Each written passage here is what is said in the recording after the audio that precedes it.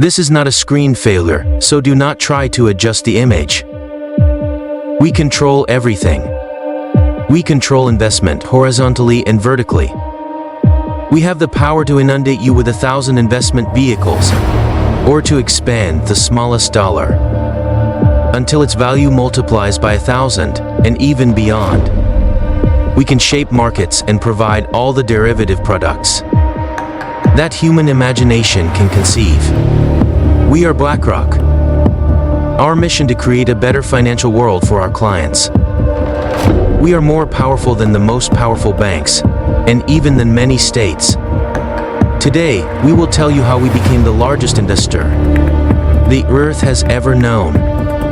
We will explain how we always act in the interest of our clients, how after conquering America, we gradually expand our influence all over the planet. Do not be afraid to push our doors. Come see for yourself. It won't cost you anything, just like supporting our channel. Feel free to take half a second to subscribe and click on like. Welcome to Blackrock and welcome to Money Vision. It all starts in the United States just after the second oil shock, the day a young man, fresh out of the University of California, enters the prestigious First Boston Bank. His name is Larry Fink. From 1979 to 1988, this young Larry will experience a meteoric rise in the corridors of the American bank to become the youngest director at the age of 29. According to rumors, he might even be behind the creation of a new investment tool, securitized debts, a system that transforms, for example, real estate loans into negotiable securities on a secondary market. This is called subprimes, a product with a future.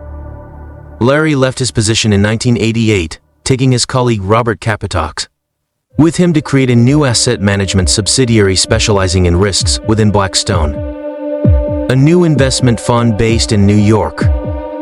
In 1994, Blackstone, the investment fund, and Blackrock, the asset manager, split. The Pinch Financial Bank acquired the subsidiary for a meager sum, barely $240 million. Meanwhile, Larry, remaining at the helm, envisioned a new, computerized tool to facilitate the management of all types of financial risks. He called it Aladdin, an acronym for Active Passive Investment Network, Debt, and Derivatives, a decision-making analysis platform. In essence, Aladdin is a network of thousands of computers that constantly analyze all the risks that can affect all financial products, and I mean all. It has now become the benchmark tool in the world of investors. In 1994, Blackrock was listed on the stock exchange at a price of $14, and today, the stock trades around $928. Every day, 16,000 employees work to grow and monitor the $18 trillion that flow through the Aladdin platform. These numbers are staggering, especially when one realizes that Blackrock is omnipresent. Its shares alone represent 44% of all trackers worldwide. Its two main competitors, Vanguard and Capital Research Management, respectively, hold 25 and 16% of this market. Trackers, or X, are financial instruments, usually exchange-traded mutual funds, that replicate the performance of a stock index or investment strategy. Blackrock has dominated the ET market, thanks to the concept developed by Larry Fink in the 90s, driving its spectacular growth. In 2021, Blackrock holds a record of assets under management, with $9.496 trillion in records, a quarterly growth of 30%. This expansion raises concerns, notably expressed by American billionaire Carl Icahn in 2015. Blackrock holds stakes in many major global companies, including some in the CAC 40, although its holdings are relatively modest compared to others. In 2019, it exercised voting rights in over 14,000 companies. At 68, Larry Fink, considered the most powerful man on Wall Street, embodies this influence, reminiscent of Alan Greenspan's era at the helm of the Fed.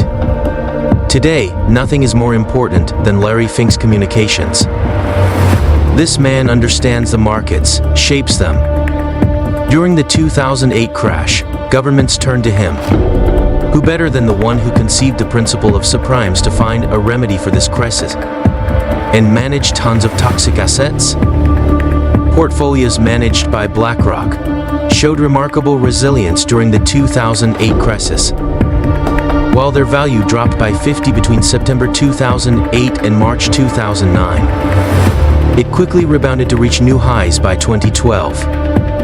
In comparison, Morgan Stanley suffered an 82 drop and only regained its pre-2008 value in January 2021. Larry Fink and his team advise top-tier clients, including governments and institutions.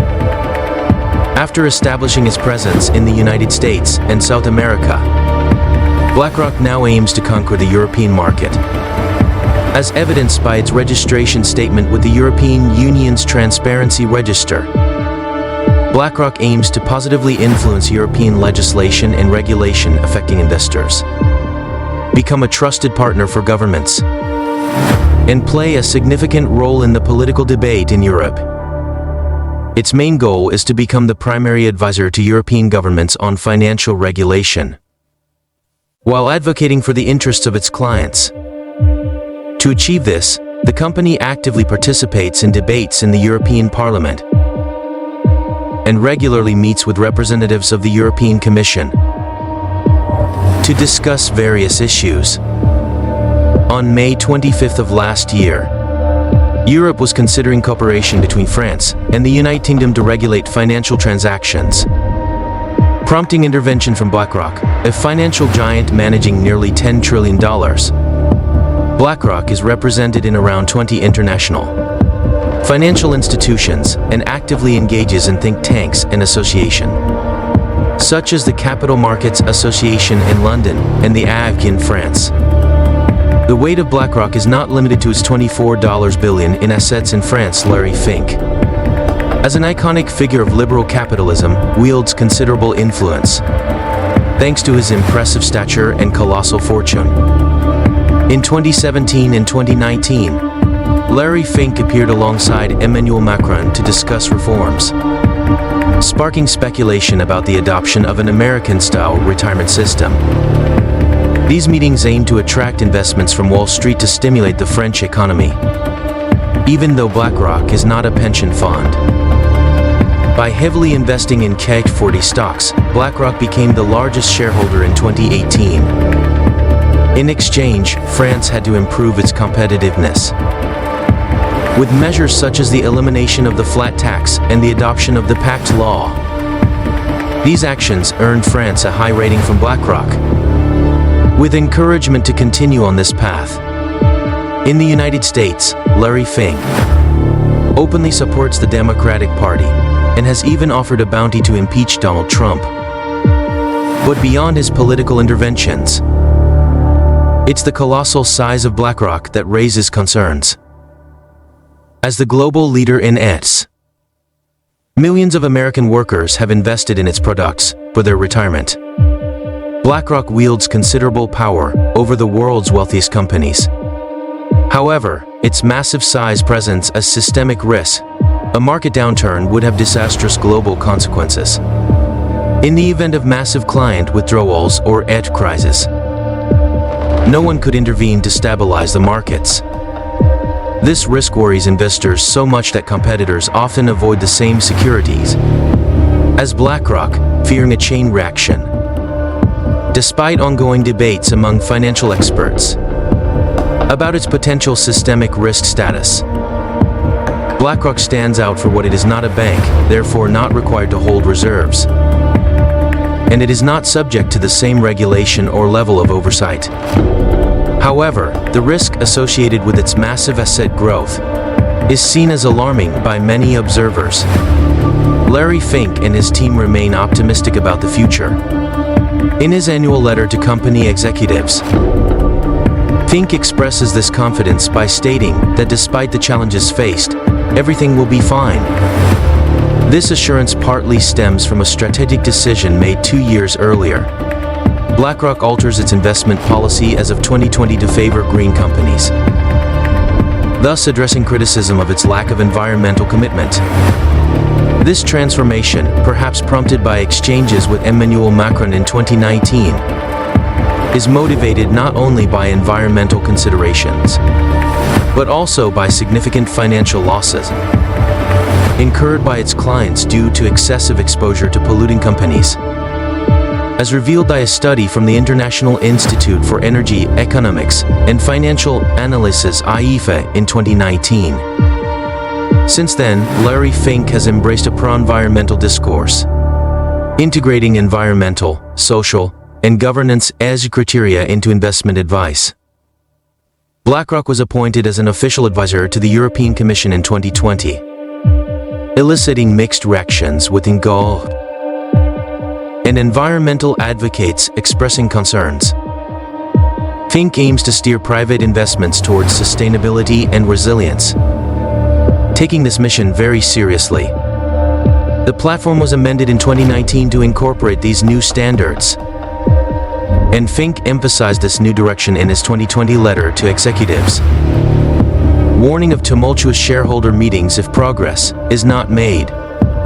Larry Fink is convinced he has found a solution to save the world, believing that our societies and financial markets can evolve positively through this approach. His confidence is unwavering, and even heads of state hesitate to challenge it, seeing him as an indispensable figure, comparable to Mozart or Einstein in his field. So, every morning, the markets wake up and monitor the moods of this virtuoso Larry Fink, who may not look like much, but when he has an idea in mind, he is capable of shaping the world to his liking. So what to do? Is there still a way to stop the American monster, which, to oppose the power of a wave of $10 trillion, nothing has worked so far? Neither the protests nor the occupations of premises by environmental activists, like here in Paris in February 2020. Only significant regulatory changes to better regulate and control the activities of the fund manager could slow down its insolent growth. And even then, for now, only a few states can compete with its financial power. But the political elites of the United States, Europe, and even China are now part of Larry Fink's incredible personal network. In reality, his only opponent, the only thing that could bring down the market giant, would be the markets themselves. It would be a catastrophe. And this time, it would be impossible for Larry to negotiate or convince anyone. There would be no special treatment. Stock market crashes are not decided, and it would be a terrible way to remind him that, ultimately, money doesn't buy everything.